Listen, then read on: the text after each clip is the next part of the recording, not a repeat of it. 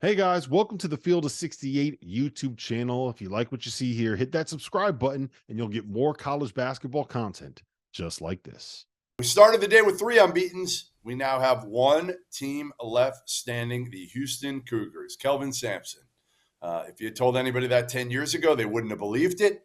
What he's built is nothing short of incredible. James Madison loses today to Southern Miss. Bello is back, Andre Curbelo. Ole Miss loses at Tennessee. And I start with you, Jerel. Houston Cougars. They're the last unbeaten left. Are they the best team in the country? Where do they stack up with some of these other really good teams? I don't think that they're the best team in the country, but I do think they are the team that has easily found their identity the quickest. And they play exactly how a Calvin Sampson team, how you think they will play. And they seem to have all the new guys that they've added this year have completely bought in. And to be honest with you, they haven't played a ton of really tough games just yet. So obviously, I think in the future here coming down as we get through, and especially with them being in the Big 12 now, we'll get a better feel for exactly how good Houston is, man. But I wouldn't count them out at all. They're probably the least talked about really good team in the country right now. And like I said, some of that has to do with their schedule. But, man, all you can do is play the games on your schedule. And right now they are handling business. They are rolling.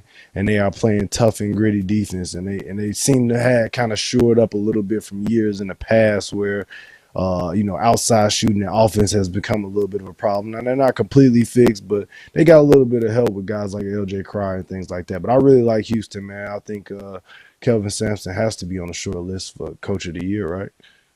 Yeah, well, the one thing you can do if you're Kelvin Sampson is schedule games that are a little bit tougher than what he did. Their best wins right now are Utah, Dayton, Xavier, and Texas A&M, who are good. And like to his credit, people thought that Xavier and Texas A&M would be better than they are, but that's not exactly Better, yeah. a murderer's row when it comes to Houston. I'm still saying that it's Purdue and everybody else in college basketball right now.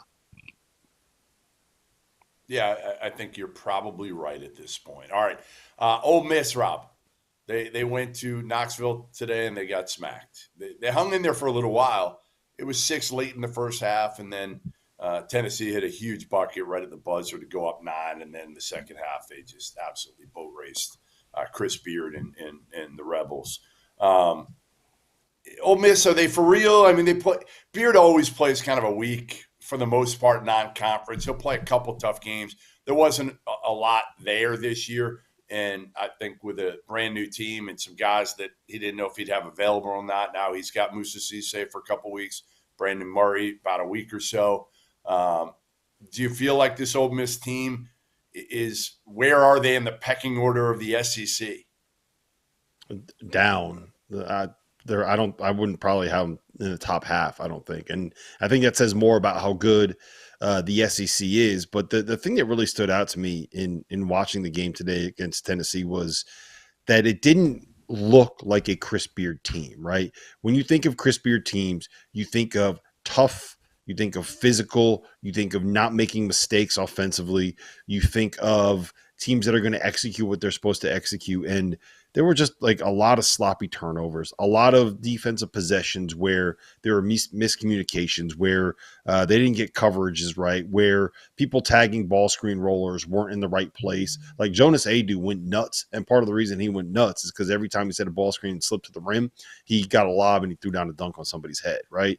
And I just that to me does not seem like what a Chris Beard defense would normally look like. And I feel like they have the pieces. Like if you look at this roster and you look at Alan Flanagan, you look at Matthew Morrell, you look at Jamin Brakefield, you look at Brandon Murray now that he's eligible, you have like 4 or 5 guys that are big and athletic and switchable and should be able to kind of play those defensive roles. And then you have Musa Cisse and Jamarian Sharp, who are both very good in theory defensive pieces around the rim, but it didn't work tonight. I'm willing to say that probably has a lot to do with who was on the other sideline, who was on the other team, and the fact that this was a road game. But I thought that Ole Miss had a chance to be really, really good, but I was thoroughly unimpressed with this performance tonight. All right, the last team is James Madison that went down out of the Sun Belt. They were undefeated. They lose to, again, Andre Curbelo and Southern Miss. How many more losses can they afford to take? This is different than FAU last year because FAU, kind of like James Madison, they've beaten one high major. JMU beat Michigan State earlier this year, hell of a win. FAU beat, I believe, Florida at the beginning of last year, but they're in a much tougher league.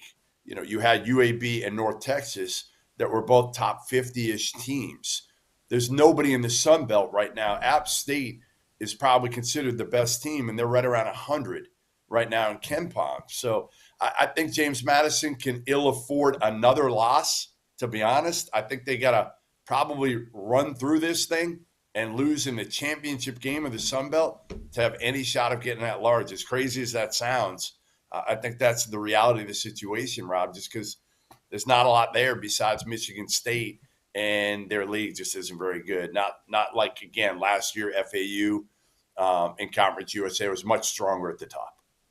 Yeah, I mean, look, if they can get one win against App State, maybe their only loss is at App State, and then they lose to App State in the finals of the Sun Belt tournament, then we're going to have a real conversation about whether or not they are an at-large team. But knowing how these things go and knowing how the road is in league play, they're going to drop another one at some point. It is what it is. Shout out to Andre Curbelo, by the way. He got his face split open at one point in the second half today. Still finished with 15-9, coming off of a 13-11-10 triple-double. And in those two games, he's 10 for 36 from the floor. God, I missed Bello. I love that Andre Curbelo was back in our lives. Shout out to Andre Curbelo, man. Bello is back. Bello is back. Thank you for watching The Field of 68. If you've enjoyed what you've seen here, hit that like button, share this link with your friends, or check out the description for some other places that you can consume Field of 68 content.